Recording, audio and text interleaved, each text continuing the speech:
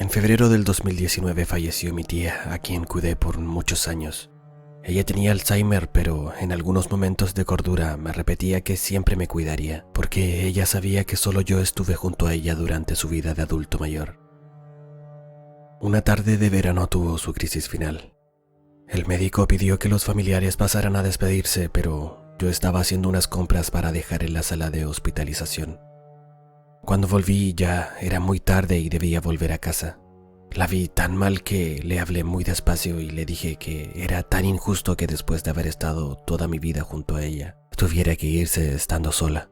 Le pedí que, ¿por qué no se iba ahora que estaba junto a ella? Que no tuviera miedo, que siempre fue una linda persona, que la quería mucho y así fue. No pasaron ni 5 minutos y ella partió, lo que sorprendió a todo el personal de salud que estaba presente. Pasaron unos días y estaba en mi cama. Miré hacia la muralla que estaba justo enfrente de mí y vi una sombra muy alta, con una túnica y un báculo caminando lentamente. Abrí y cerré mis ojos como para comprobar que de verdad estaba viendo esto, pero ya no había nada. Pasó un año y el 27 de febrero del 2010 estaba de vacaciones acampando en Tongoy y sentí un temblor muy largo que hizo que me despertara. Cuando abrí los ojos, vi a mi tía junto a su gato sentada junto a mí.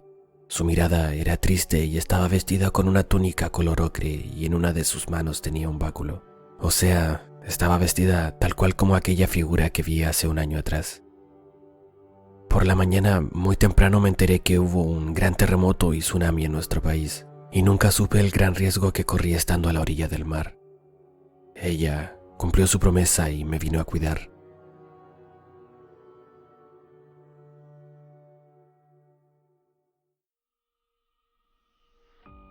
Soy la única mujer de 3 hermanos.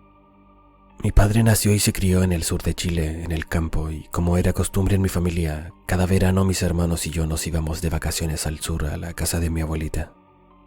Eran unas vacaciones increíbles. Íbamos de pesca, nos bañábamos en el río, salíamos a buscar animales, acompañábamos a mi abuelita a su huerta, salíamos a andar en bote, en fin, era todo el día de juegos, travesuras y nuevas experiencias. Una de las tareas diarias que teníamos que hacer era ir a sacar agua de un estero que quedaba más o menos a unos 10 minutos de la casa de mi abuela. Para ser sincera, siempre me dio mucho miedo ir a ese lugar y no entendía por qué, si nunca vi nada extraño. Ese día tuve que ir sola al estero. Con miedo y de malas ganas agarré mi tarro y partí. Al llegar al estero miré en todas direcciones para ver si veía algo extraño, pero como siempre no vi nada. Me agaché, recogí agua con mi tarro, me mojé la cara y cuando me puse de pie, miré hacia el frente y vi una sombra oscura con ojos grandes que me miraba fijamente.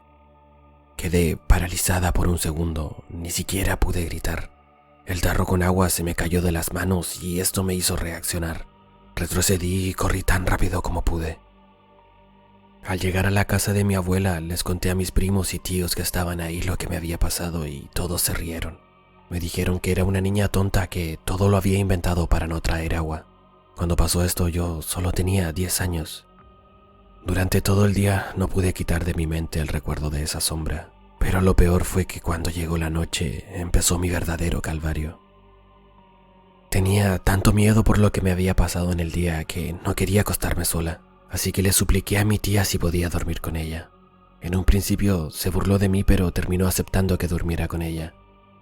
En esos años, la casa de mi abuela no tenía electricidad, así que lo único que nos iluminaba era la luz de la luna y un par de velas. Fuimos a acostarnos y apagamos las velas. Me sentía tan cansada que no me costó mucho quedarme dormida. Obviamente, abrazada de mi tía, me sentía mucho más tranquila.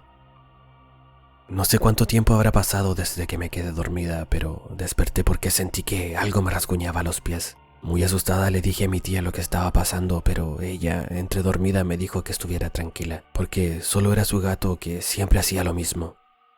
Su respuesta no me convenció. Quedé muy intranquila y terminé desvelándome. Pasaron unos minutos y volví a sentir rasguños en mis pies, pero trataba de autoconvencerme de que era el gato de mi tía. Después de tanto pensar y ya casi convencida de que era el gato, comencé a quedarme dormida nuevamente. Mis ojos estaban casi cerrados cuando me agarraron muy fuerte de unos de mis pies y sentí un gran mordisco y rasguños en mi pierna. Comencé a gritar como loca.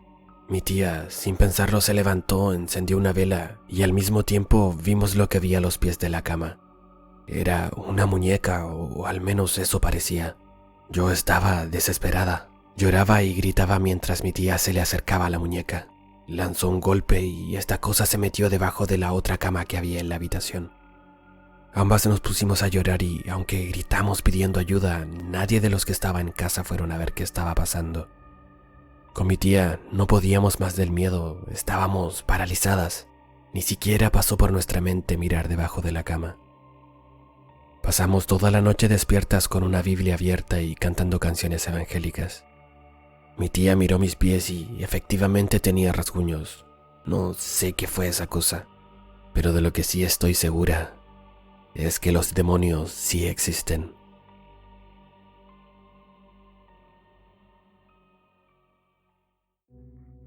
En el año 2009 entré a trabajar a Movistar. Allí conocí a Francisca. Pasó el tiempo y en una ocasión me invitó a su casa a tomar onces y a conocer a su familia. Estábamos en su casa y Francisca miraba hacia el ventanal que daba al patio y su cara cambiaba de expresión. Le pregunté por qué miraba hacia el ventanal con esa mirada perdida, como si estuviera en otra dimensión, pero me respondió que no era nada especial, lo que me dejó con la inquietud, pero no quise seguir preguntando. Pasaron unas semanas y volví a su casa. Estaba ella con su papá y en un momento nos dijo que tomaría una siesta. Quedamos solos con Francisca en el comedor, cuando de la nada se apaga la televisión y se prende la radio. Me pareció muy raro y miré a Francisca. Ella debe haber notado mi preocupación y me dijo que tenía que contarme algo. ¿Recuerdas cuando me preguntaste por qué miraba hacia el ventanal? Le respondí que sí, que aún recordaba cómo había cambiado la expresión de su rostro. Ella asintió con su cabeza y me dijo que la acompañara a su habitación porque tenía que mostrarme algo. Del closet sacó una cajita de madera con una polera que tenía un poco de tierra y me dijo: hace 15 años atrás yo tuve un pololo que falleció en mis brazos. Él es a quien veo por el ventanal todas las tardes cuando oscurece. Viene a visitarme y como te vio acá se puso celoso. Le pregunté cómo había fallecido y me dijo que se habían ido de vacaciones a la playa y él se subió a una torre de alta tensión y como estaba con trago se cayó. Ella gritaba pidiendo ayuda, pero estaban solos y nadie podía escucharlos. No sabía qué hacer. Lo tenía entre sus brazos cuando él la miró y le dijo: Francisca, yo siempre te cuidaré. No te dejaré nunca y siempre estaré contigo. Y a los pocos minutos falleció en sus brazos. Yo no podía creer lo que me estaba contando. No podía creer que él viniera todas las tardes a verla. Cuando sacó su polera y me la mostró, sentí mucha pena y me puse a llorar con tanta angustia que no podía parar. Sentía algo extraño en mi cuerpo. Sentía una sensación de desvanecimiento, pero ella me abrazó y comenzó a decirme que estuviera tranquilo, que todo estaría bien y poco a poco empecé a calmarme. Fue algo muy extraño. Con el pasar de los años, siento que aquel joven pudo llorar su partida a través de mí, porque creo que no se había dado cuenta realmente que él ya no está en este mundo. A las semanas después me alejé de Francisca porque era una mujer algo extraña. Le aconsejé que fuera a dejar esa polera en donde él falleció para que quedara tranquilo, pero ella nunca lo hizo.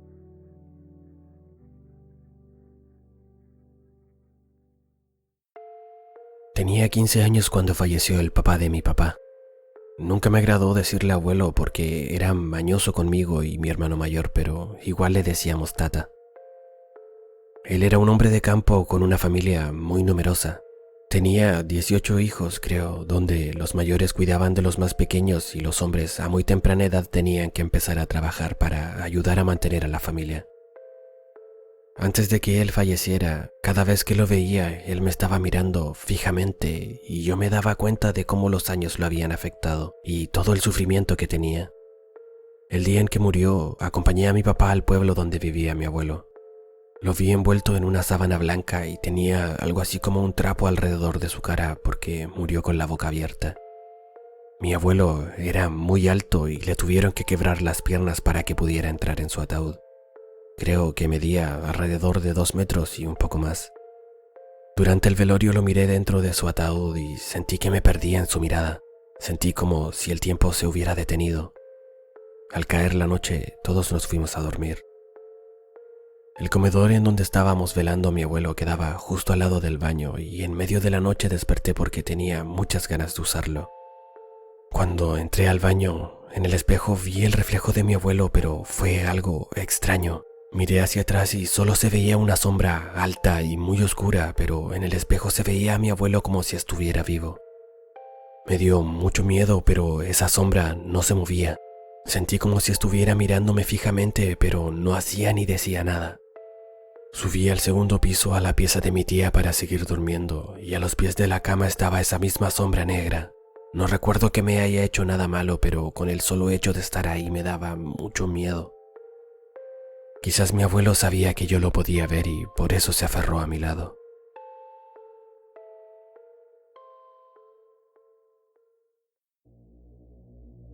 En el año 2019, a mediados de diciembre, trabajaba en el packing de Geofruit que está camino a Graneros. Diciembre es una fecha de locos en este packing, ya que el proceso de cerezas está en su punto más crítico, lo que significa que hasta los domingos se trabaja y es muy poco el descanso en estas fechas. El lugar en donde se encuentra la Geofruit hoy en día, antiguamente era la fábrica de vehículos Fiat donde se fabricaba y ensamblaban autos de esa marca. Pero lo increíble es que antes de que se instalara la Fiat, el lugar fue utilizado como una especie de campo de concentración para el 73, ya que ahí se aplicaban torturas. Esto significa que Geofruit se encuentra siempre rodeada de historias paranormales, sobre todo para los que somos susceptibles a estos temas. El último suceso extraño pero totalmente real fue que en el año 2015 o 2016, no lo recuerdo bien, un trabajador fue encontrado muerto en una cámara de atmósfera controlada después de llevar un mes fallecido. Esa noche estaba trabajando en el turno nocturno. Entraba a las 7 de la tarde y salía a las 5 de la mañana. Trabajaba en bodega en una de las tantas líneas de proceso y mi principal responsabilidad era alimentar el packing para que no le faltara material para el proceso. Yo era el encargado de esa línea en bodega. Trabajaba con mi ayudante y tenía aproximadamente unas 20 personas a mi cargo, las que trabajaban armando cajas y el resto en los rieles alimentando el packing. Estábamos terminando el turno en la bodega. Ya había despachado a las personas que trabajaban conmigo y me quedé solo con mi ayudante. Íbamos en dirección a la bodega principal. Teníamos que recorrer toda la planta por el patio. Estábamos llegando a la zona de recepción de la fruta. Iba hablando con mi ayudante porque sentía que alguien venía caminando a mi lado, pero al cabo de unos segundos me di vuelta y mi ayudante venía caminando muy lentamente y mucho más atrás. Cuando llegó a mi lado, le pregunté si es que vio a alguien caminando a mi lado y me respondió que no, que en todo momento caminé solo, lo que significa que a mi lado iba caminando una persona. Puedo describirla como un bulto o algo porque no vi su rostro, pero sí tenía la forma de un ser humano. Con el paso del tiempo, para mí y para quienes trabajamos en este lugar, se vuelve cotidiano el ver a estas personas que aún deambulan por las instalaciones.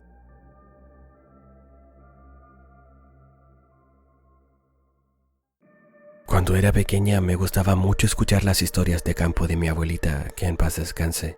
Ella vivía en una localidad rural de la 7ª región del Maule. Con mi hermano y primos nos sentábamos en unas sillitas de mimbre cuando ya oscurecía y nos reuníamos para escuchar sus relatos, que por cierto le habían pasado a familiares cercanos a ella. Siempre nos hablaba de los famosos entierros que aparecían de la nada en algún lugar de los terrenos habitados por la gente del campo, que según se creía eran fortunas que escondía la gente de antes. Las enterraban y al morir eso quedaba ahí y los entes oscuros se apoderaban de ello. Mi abuelita decía que los entierros aparecen como una luz que se puede ver desde muy lejos, y cuando se presentan estos entierros, ella decía que debía ser muy valiente porque aparecerán seres y demonios que evitarán que nos llevemos esa fortuna, pero son solo ilusiones. Nos decía también que para ir a buscar un entierro debíamos dejar los zapatos en forma de cruz y buscar una carretilla y una pala para sacar esas fortunas. Pero abuelita, le preguntaba, ¿será verdad esto de los entierros? Claro que sí, me respondía ella y nos contaba una historia que le pasó a su padre. Ella era pequeña y algunas veces por las tardes se quedaba sola porque a su papá le gustaba salir a tomar sus tragos por ahí. Ella recordaba como si fuera ayer esa noche en la que vieron como uno de los álamos del sitio se iluminaba de color oro, pero no se atrevieron a ir con su madre. Esa misma noche llegaron unos hombres a caballo con armaduras brillantes como el oro buscando a su papá y como no estaba, ellos se fueron. Con su madre quedaron pensando en que quizás ese entierro era para su papá y que esos hombres que quizás no pertenecían a este mundo querían dárselo y claro, como él andaba pendiente del vino se lo perdió. Misteriosamente, el álamo dejó de brillar de un momento a otro esa noche. Cuando terminó de contarnos su historia, nos dijo que fuéramos a comer y luego a acostarnos porque otro día seguiría con sus historias. También nos dijo algo que nunca olvidaré. No se duerman nunca con sed. Muy ansiosos al atardecer del día siguiente, le pedimos que nos contara el por qué. Está bien, vayan a buscar las sillas de mimbre, nos dijo. Nos acomodamos y nos sentamos a su alrededor y comenzó a contarnos. Si ustedes se duermen con sed, el alma sale del cuerpo buscando agua para beber. Esa agua se saca del rocío de la noche, pero hay que tener mucho cuidado, porque el alma empieza a vagar por ahí, empieza a alejarse poco a poco del cuerpo y hay veces en las que no vuelve. Incluso es capaz de encontrarse con almas en pena que andan por ahí que no han logrado desprenderse de esta tierra. Esto le pasó a su tía, nos contó. Su alma se alejó tanto del cuerpo que llegó a una capilla y al entrar en ella se encontró con varias almas que estaban sufriendo y llorando en su interior, ya que no podían pasar al otro mundo. Afortunadamente, el alma de su tía logró volver y ella nos contó lo que le había pasado. Por eso deben tomar agua antes de dormirse. No se acuesten nunca con sed para que no les vaya a pasar lo mismo de mi tía. Desde ese día nunca me olvidé del relato de mi abuelita y todas las noches me tomo un vaso de agua antes de dormir.